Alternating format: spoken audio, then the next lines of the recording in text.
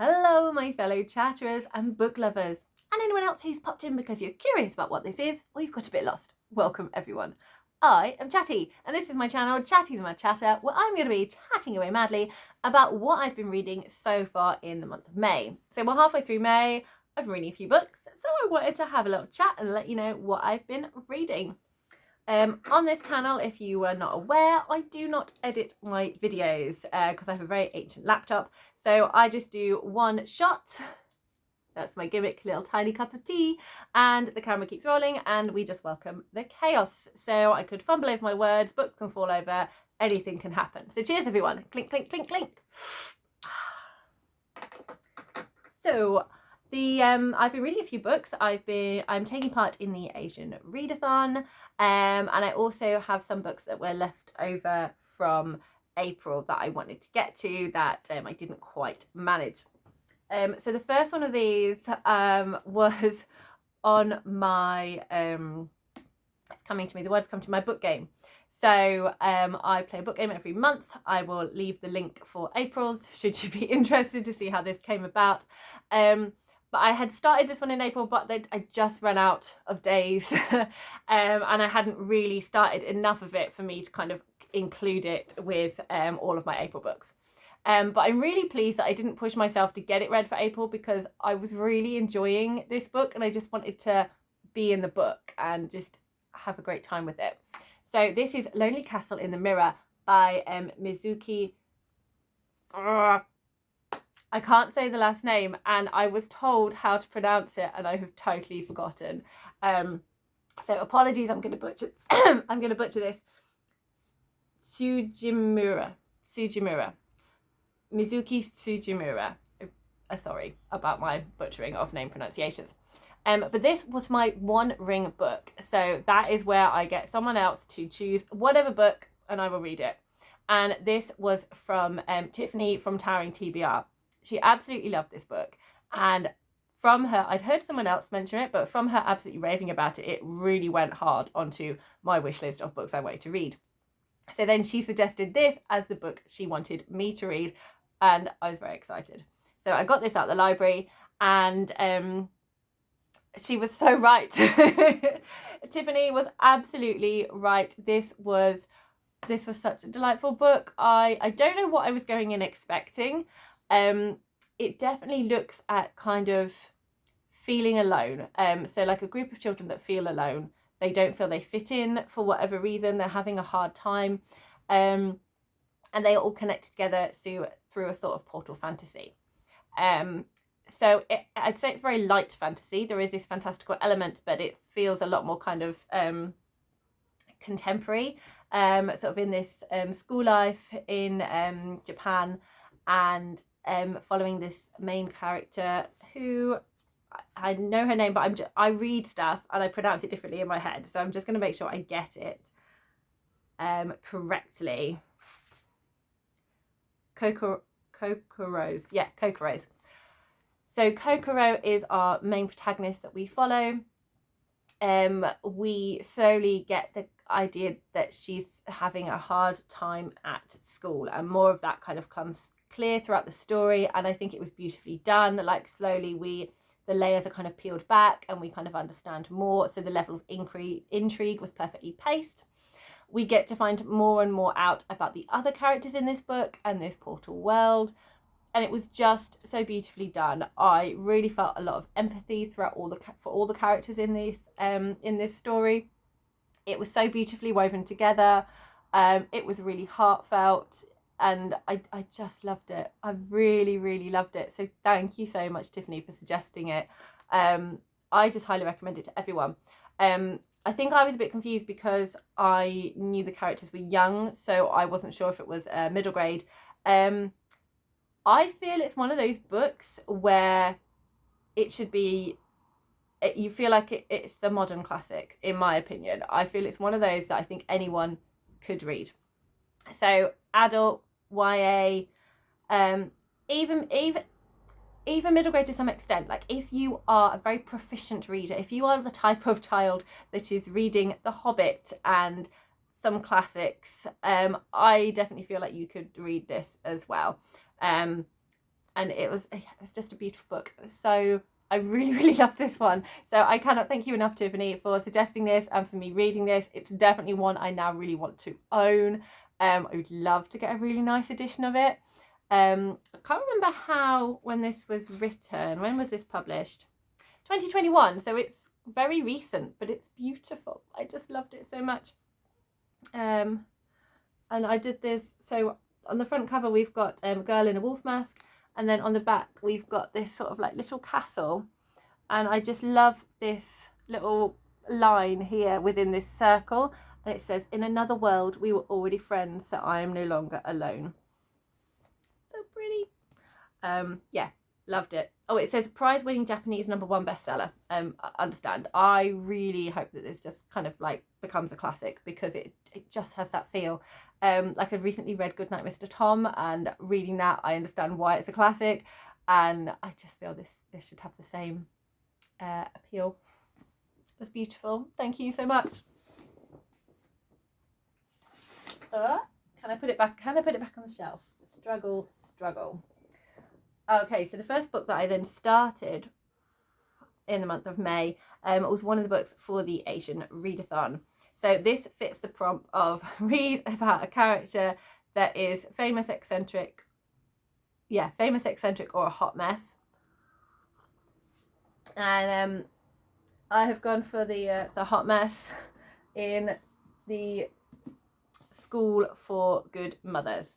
This is the bookmark I was using. Look, a nice Heartstopper bookmark that I got out of Waterstones.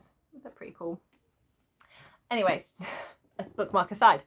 So this is by Jessamine Chan, and it is a dystopia, funnily enough, about School for Good Mothers.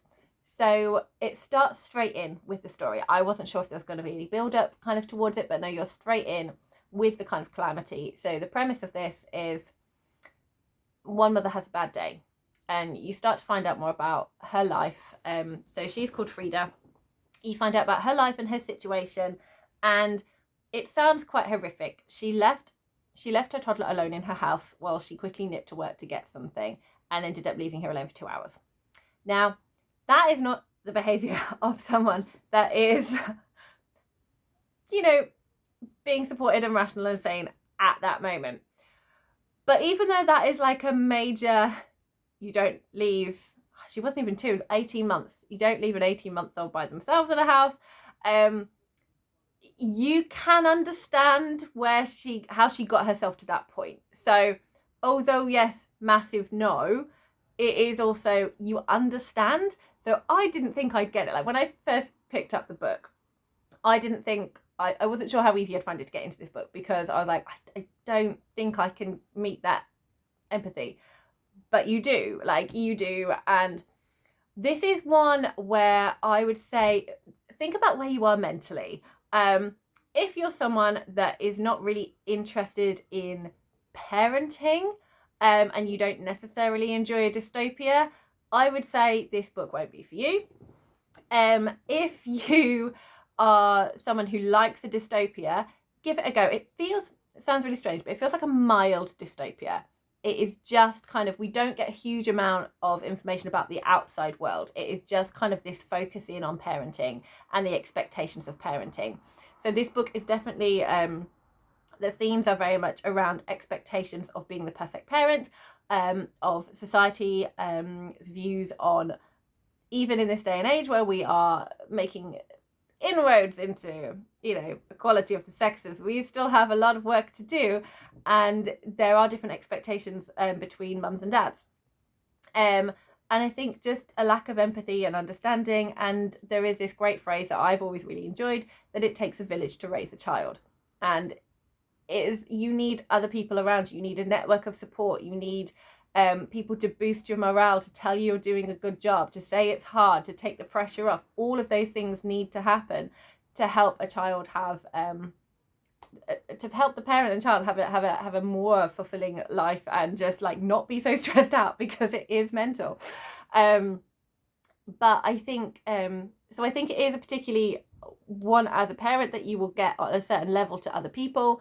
Like there are a lot of things in here that I felt really angry about and upset about. One, because of my own experience of parenting, but also because of the nature of the work I work in. I work with a lot of families, and I understand how difficult life situations can cause difficulties, and the expectations of the government in here, so kind of like the dystopia impact and things, it was so cold and clinical, and it's like you cannot measure parenting and love and all of this, and that's kind of what was trying to be done, like that was seen as a correct way to parent.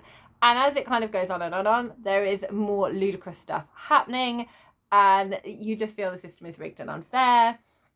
But if you are someone who is struggling at the moment with your ability to parent, like if you are doubting yourself, if you are worrying, please do not read this book. You need to read this book when you are in an okay place as a parent, because I think it will be triggering.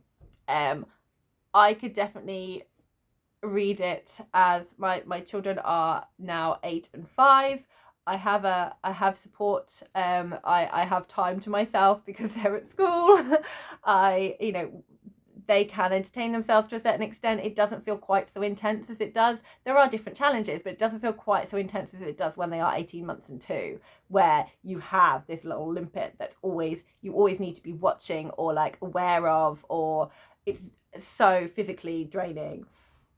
So I think please be aware of yourself when you're reading this. I did connect to Frida, the main character in this book. I thought Desmond Tan's writing, it was really easy to read. It was very easy to read. I felt empathy towards Frida. I enjoyed the other characters in there. You kind of understood the story. There's some characters where I felt highly annoyed and aggravated by. There were certain moments where it felt very human. Like it was very interesting to see how someone's behavior, you're like, that's not good behavior, that's not good behavior, that's not good behavior. But it was kind of told from a very kind of like, they weren't portrayed as like the bad people in that, yes.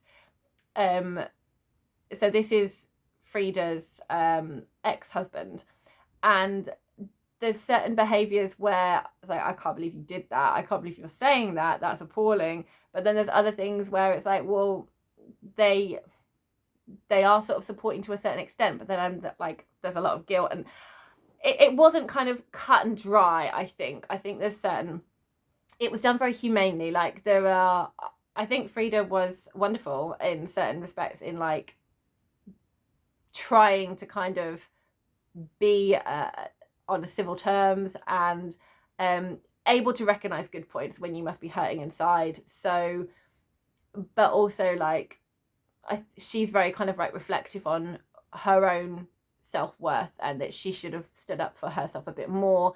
So it was interesting reading all of that, but there were certain moments that I was like, oh my god, don't do that. So if I touch on a few mild spoilers now, just so I can explain my thoughts a bit more. So if you do want to read this and you don't want to know anything about it at all, then please skip ahead. I've put those timestamps in there for you. So Frida's ex-husband, at the time, Frida's husband, she was, I think, her daughter Harriet was 3 months old, and she finds out that he's been having an affair with someone else, and the affair had been going on when she was pregnant, so obviously is utterly heartbroken and feels awful. And he's acting like it's this sort of love story, and he couldn't help himself, and ends up, to start off with, he's like, well, I can't choose between you, and then ends up leaving her for this other woman called Susanna, who is has alternative parenting ideas to Frida. And when Harriet stays with them, they've adopted, her husband has adopted some of his new girlfriend's ideas about food and things like that, which must be so annoying for Frida. I completely understand that. And it's just, I struggle with like cheating, and it makes me really uncomfortable. So I find it very hard anyway reading about this. And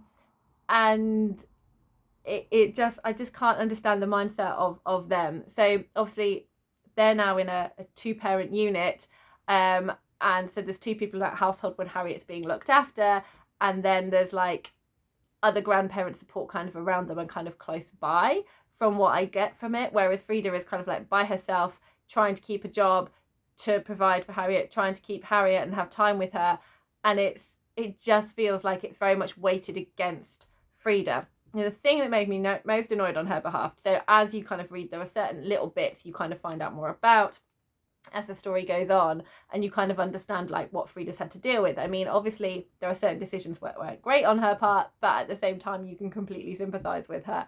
And one of them was so I think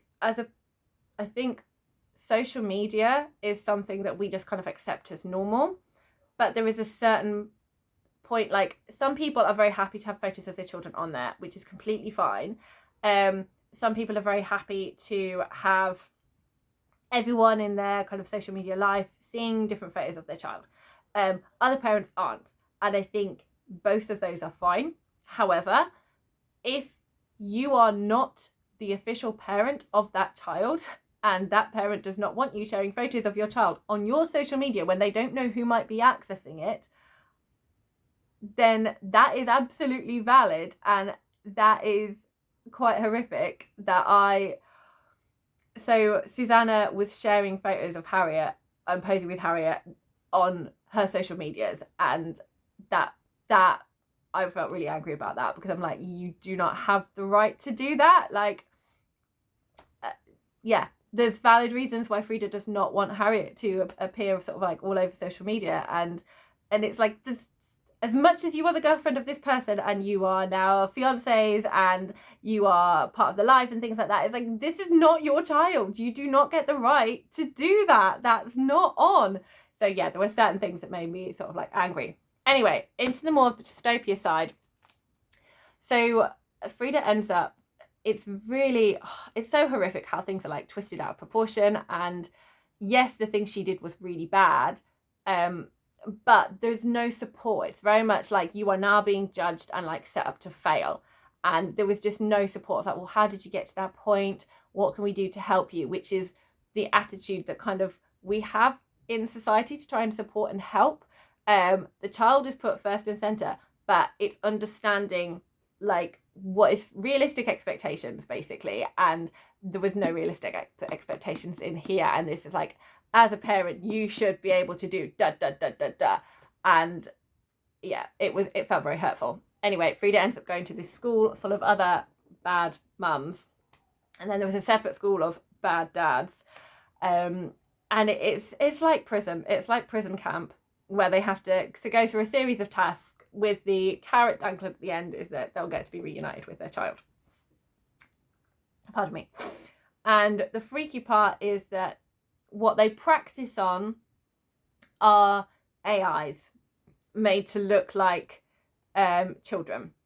And that was really horrific, because it's very clear the AIs are sentient, but they are not treated as sentient. They're treated as tools by the people who run this thing. And a lot of that was quite hard to read about. So I did appreciate the writing and enjoying the themes here.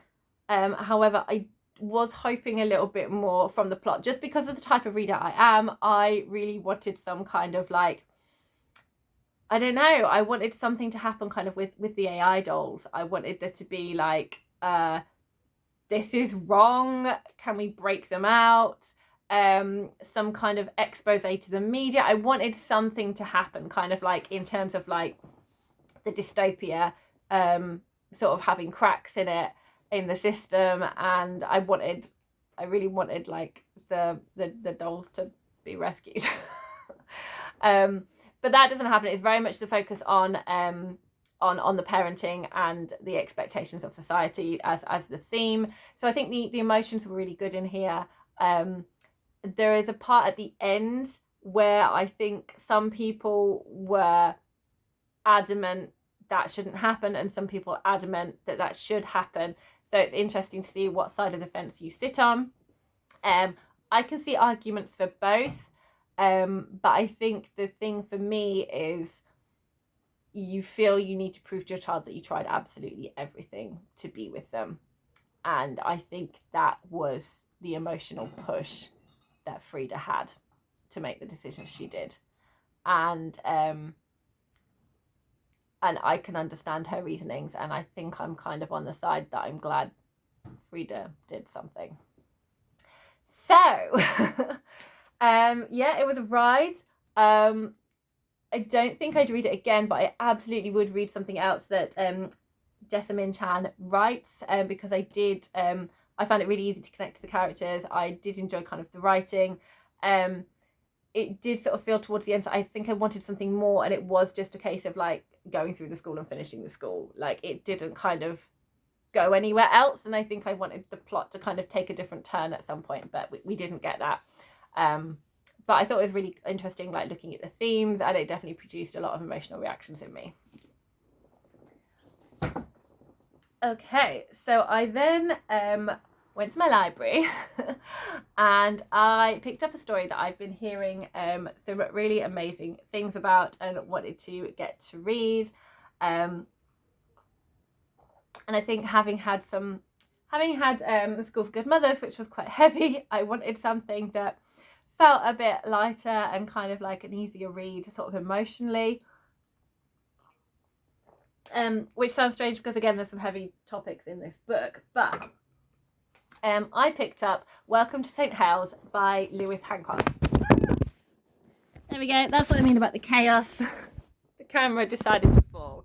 I hope you're all okay. No one got injured in that. Right, please stay. Thank you very much. This is Welcome to St. Helens, my trans teen misadventure. And then on the front we have adult Lewis, who says, "That was me in school." And there is teenage Lewis, who says, "Whatever." So after reading this, because I really, really enjoyed it, after reading this, I then kind of read about the author, and that he is a sort of like artist. As I say, he obviously like loves cartoons and drawing, but he also kind of makes films. He has a YouTube channel, so I was like, well, I'm finding that. So I have linked his channel in the description, and also I have linked My Genderation, which is a channel where they show a lot of trans stories from trans people and allow lots of trans creators to kind of be involved. They make little films and videos and things, and I've really enjoyed watching their work. And Lewis Hancox created that along with Fox Fisher, who I've already mentioned on this channel, and so that made me really excited. I like making connections between creative people, and I found some of the sketches that Lewis does really funny. He's got like some characters called like British Mum, and there's a lot of things in there that I'm like, yeah, I can see that. I can definitely see that. And what I really enjoyed as well through this is the northernness absolutely shines through in this book, and you just get all of the, is it called colloquialism, when you get kind of like the way people speak in the text? Do let me know in the comments if I've got that right. I probably should look it up, but hey, we haven't got the time right now. So you get all of that through that. You really get a sense of like Lewis's warm sense of humour, and it's just brilliant. So reading this, I think Lewis also kind of mentions that at the end that this was like almost like a bit therapeutic for him to kind of like revisit his past and kind of like come to terms with certain things and talk to like family members and friends about how they found that experience from their point of view. And this kind of shows up in the book. So we're immediately introduced to adult Lewis, like he's like a character in the story, and we get sort of like little moments of him like being nostalgic, and then we have moments where, and it's got black around the outside when kind of adult Lewis kind of comes in to talk about stuff. So when it's past Lewis, who in the story is Lewis is quite happy sharing his dead name, which is Lois. So we see Lois going to school, and so that's in like the present day of the story. We then have future Lewis popping in every now and then to have a chat. So we see like him sitting alongside his younger self and just kind of reflecting on what advice he would have told himself at that age. And so I just found that kind of aspect really interesting. And one of my favorite bits is like when the parents are talking to like future Lewis and complaining about like the way he's depicted them in this book, and like his mum's like, why am I always in a dressing gown? So you can see this cartoon of his mum here, with a little sort of bob of hair and glasses on, and then this like fluffy dressing gown with hearts on. And then if you look at Lewis's YouTube channel, you see British Mum that was inspired by his own mum and is also like a mixture of that and this character. So I find it really interesting. I just enjoyed kind of that stepping outside the story and having his parents like complain about how he's depicting them in his book. It just really tickled me. Obviously, like there's lots of moments in here that will make you feel a bit uncomfortable because Lewis is having to go through quite a lot of emotional stuff. You know, struggling with your identity and how you feel about yourself, and all of like the struggles and teenage struggles in general. Like it's really awkward being a teenager, but to kind of have all of this on top of it just gives it that extra awkwardness. But there is so much humor in this as well that it was so heartwarming and so funny. And I really enjoyed reading Genderqueer by Maya Kabay, which was another kind of graphic novel memoir of a trans story. They are non-binary, and Lewis is a trans man, but it's a very different style, and I really enjoyed that like they're very sort of different books, even though it's the same sort of genre and the same format. You get a very different feeling from both of the books, and they are equally as wonderful, and I would highly recommend both of them to anyone. But it's just so warm and encouraging, and at the end I did get quite emotional with so you have sort of Lewis suddenly starting to realize who he is and sort of making like changes, and sort of at the end there's just a moment where I started crying at the end. Even like the whole book I was kind of like, oh, a bit cringe, bit laughing, and then at the end I was just like, oh. But it was really brilliant story, and I really enjoyed it. And again, I think Lewis is a couple of years younger than me, but it is kind of around that era, so there was a lot of nostalgic here. Playing Snake on your phone, lots of like 90s I don't know the word, but like skater bands, that kind of thing, with the jeans and the chains. Like I remember all of that, and it was, so there were lots of nostalgic moments as well. So I really loved this book. I thought it was brilliant. And the final book that I'm going to be talking about in full is Asha and the Spirit Bird. So this was a book that I intended to read in middle grade March and just again didn't get time for. I think it won like the Costa Coffee Prize, so it was going to be one of my prize winning books. But it fits absolutely beautifully into the Asian Readathon. So I forgot to say, the School of Good Mothers, it's coming to me. Frida is of Chinese heritage, and she does talk about that in the book. Oh, totally forgot. Right, we're just going to pause, and we're just going to go back to Good Mothers. Another thing this book does is it also talks about the expectations of different races parenting as well, and how different cultures and different ways of doing things are not taken into account, and it's just very much seen as there's one way to do things, and also just kind of the heritage of Harriet is ignored because Frida's husband is white, his new girlfriend is white, so Harriet hasn't got access to her Chinese heritage because they don't allow Frida's parents to be involved with Harriet either, because they said it would be confusing for her, which is just crazy. So that was definitely something that was explored in here and was really tricky. So for the Asian Readathon, we have Chinese heritage in this book. And in Asha and the Spirit, again, what is going on? Leaping camera. Okay, Asha and the Spirit Bird, we have it's set in India, in the she comes from a village at the bottom of the Himalayas, and it's kind of like very rural, and then they go on an adventure quest sort of journey, and sort of go into sort of more town settings as well. So that was really fun to read about in here. Okay, so this is a middle grade. It is an adventure. It has a very sort of slight fantastical element to it, very, very slight. So it is more kind of magical realism, but even slight for magical realism. I'd say it's much more adventure story, and sort of more spiritual kind of is the aspect behind it. I really enjoyed all of that in here. So Asha is a fantastic character. She lives with her family, and her father is working away in the city and sending money back to the family. And then her mother reveals that the money hasn't been coming back, and they are in trouble with a debt collector. So Asha she's sort of like on that verge of having that responsibility. So she's 13, taking on that kind of like moving towards adulthood, being more responsible for things, and she decides she's going to trust herself and trust her gut. She feels she's being guided by the spirit of her Nanny G, who was her grandma, who in the form of this bird that I don't think I'm going to pronounce. I was trying to see. No, it's in here somewhere. Let me just find it.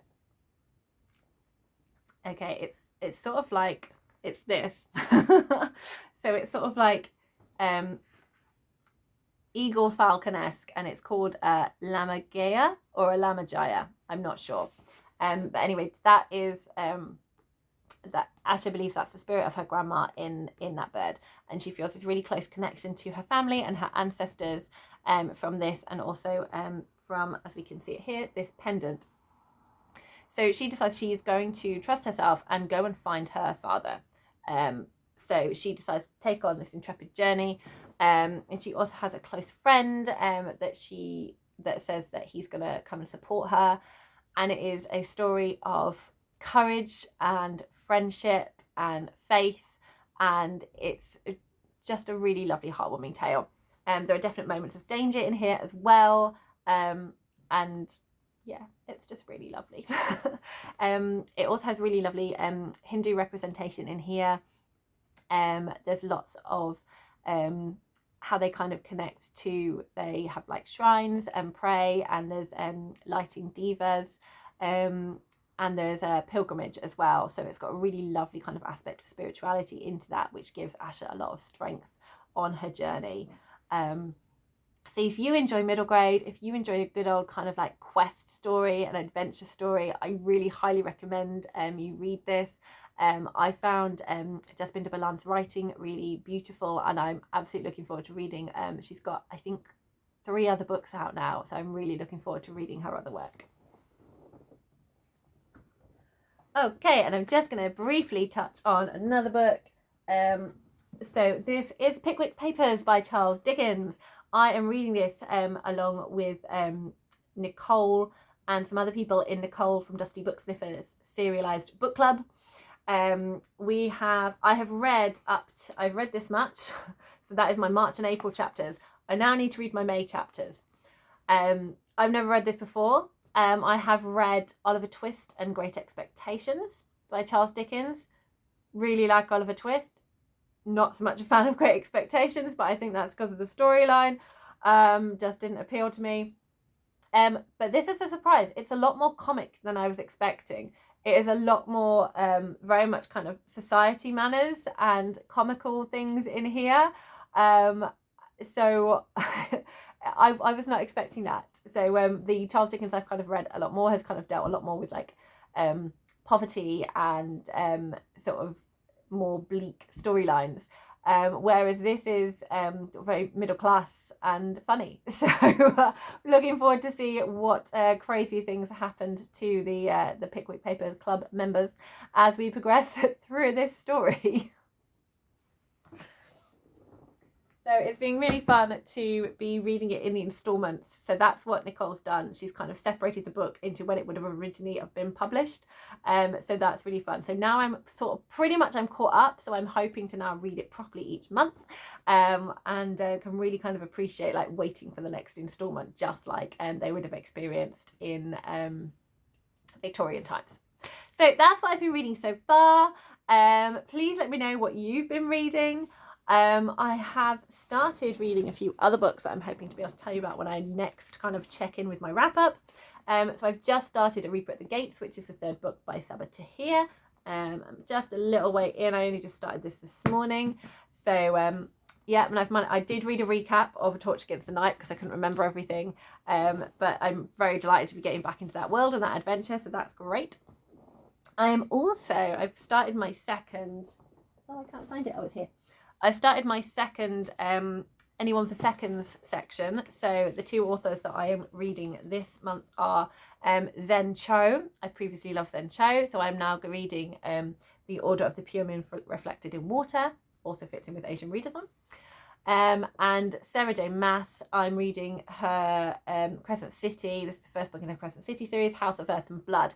I did not enjoy Sarah J Maas's ACOTAR. I've sort of reading it for this challenge that I'm doing, but I think the rest of the books are just going to be a fun rant read, basically, because I'm not getting on. So I'm going to see if this series works better for me, and I'm going to see if I continue to still love Zen Cho. So those two books I am reading, and I will be then doing my videos on those. So looking forward to hearing all about what you're reading. If you have any thoughts on these, any books you have read and would like to read, or what you're currently enjoying, do let me know. Get chatty in the comments. You know I love a chat. Happy reading, everyone.